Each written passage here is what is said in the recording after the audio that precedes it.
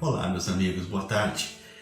Essa semana me perguntaram se o verdadeiro significado da Páscoa tinha sido desfeito. Esse tempo em que as pessoas usam para trocar presentes, para distribuir ovos de chocolate, de certa forma idolatrar um coelhinho que não está nem na palavra de Deus. E realmente a Páscoa tem perdido seu sentido, mas ela já conta a sua própria história através do significado da palavra, que significa passar por cima, cobrir.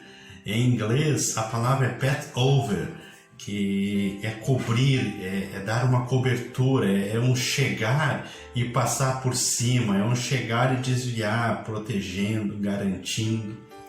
Então a Páscoa, ela é isso, é proteger aquele que é fraco, é dar proteção àquele que é frágil, que não se garante por si só, que não se banca por si mesmo. Então a Páscoa, nesse sentido, ela é útil para todo aquele que faz a confissão da sua total dependência da graça de Deus todo dia. Então a Páscoa é para esses.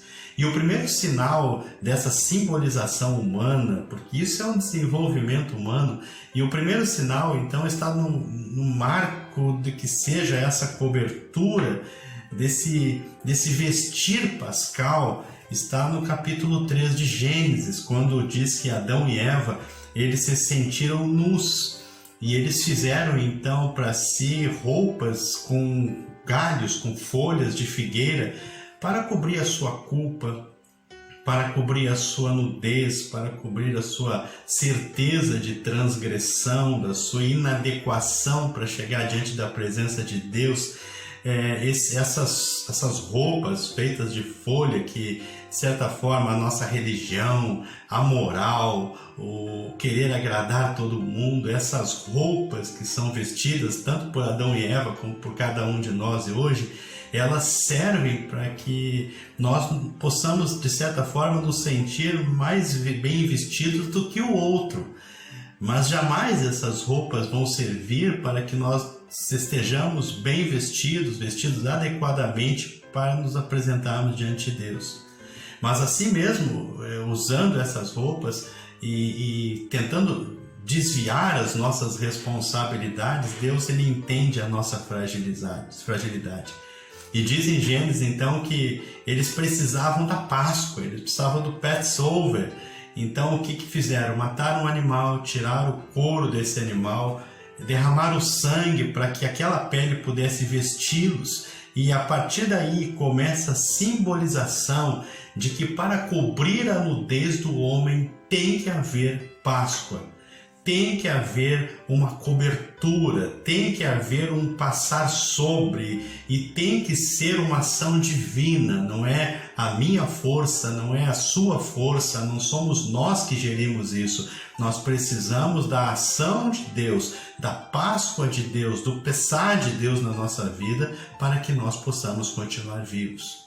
Depois desse momento, dessa história, houveram outras pequenas simbolizações pascais, mas a segunda grande simbolização pascal, que se tornou épica, foi a saída do povo de Israel do Egito, povo que já há 450 anos estava servindo como escravo no Egito, e Deus chama Moisés e o capacita e o manda que ele vá ser instrumento do Senhor para a libertação do povo.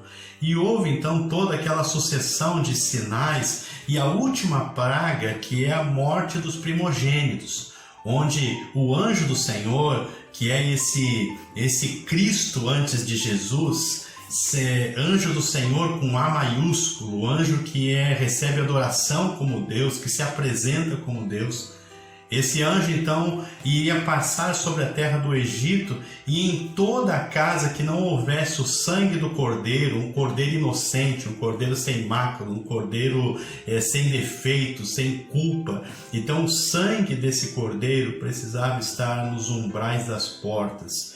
E quando o anjo do juízo passasse, ele não iria atingir nenhuma casa que esse sangue estivesse na porta, ou seja, o passar por cima, o proteger de Deus, passar por cima, a Páscoa.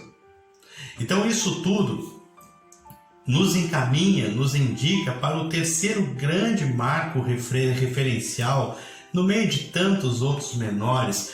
Qual é o terceiro e definitivo marco referencial da Páscoa? Porque a história vem de Deus vestindo Adão e Eva com o derramar do sangue inocente, de um animal inocente para cobrir os dois. Vem do passar por cima do Egito, cobrindo todo aquele que tinha acreditado que a palavra de Deus era verdadeira e então acreditaram nisso, pegaram o sangue do cordeiro, colocaram na sua porta, foram protegidos. O anjo veio e passou por cima, não atingiu aquelas pessoas. E agora vem a grande o terceiro grande marco desse processo pascal é quando João Batista ele olha e diz assim: eis o Cordeiro de Deus que tira os pecados do mundo.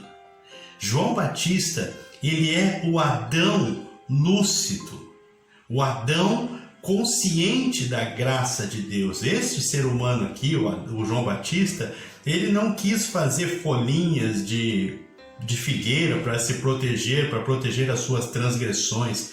Não, esse João Batista, ele olha para Jesus. Quando ele olha para Jesus e a compara consigo mesmo, com todas as suas transgressões, com as suas congruências, com seus defeitos, ele, em vez de botar folhinhas para se cobrir, ele fala: eis o Cordeiro de Deus que tira o pecado do mundo. E esse Cordeiro pascal, ele na Páscoa dos judeus, esse cordeiro, ele na sexta-feira ele é morto. Ele morre morte de pecador, ele morre a morte do transgressor, do amaldiçoado, morte de cruz. E ele leva sobre si os pecados do mundo todo, não somente do mundo que ele estava, mas do mundo que nós estamos e do mundo que ainda vai vir. Jesus, ele é a convergência de todas as coisas, ele absorve tudo. E ele, no final daquele processo de cruz, ele levanta a sua voz e fala o tetelestai de Deus. O que é isso? Está consumado, a dívida que tinha está paga, e a partir de agora todos aqueles que crerem em mim, esses não passarão pela morte, porque esses agora eles estão vivos. E isso é o tetelestai. Nós não mais passaremos o juízo da morte, mas nós passamos da morte para a vida através do Pessah de Deus, através do Passover de Deus, da Páscoa do Senhor. Jesus veio e passou por cima e nos protegeu. Isso é Páscoa. A vestimenta do Adão, o livramento do Egito e o terceiro grande marco, que é a vinda de Jesus, o Cordeiro Pascal, que foi morto sem nenhum pecado, mas pagou o preço por você e por mim. Então isso não tem absolutamente nada a ver com coelhinho de Páscoa, não tem nada a ver com chocolate, não tem nada a ver com comércio. Tem a ver com aquele que é fraco, não querer cobrir as tuas transgressões com folhinhas de palmeiras, folhinhas de figueira, mas que consiga olhar e dizer: esse é o Cordeiro de Deus que tira os meus pecados. Que Ele te abençoe. Amém.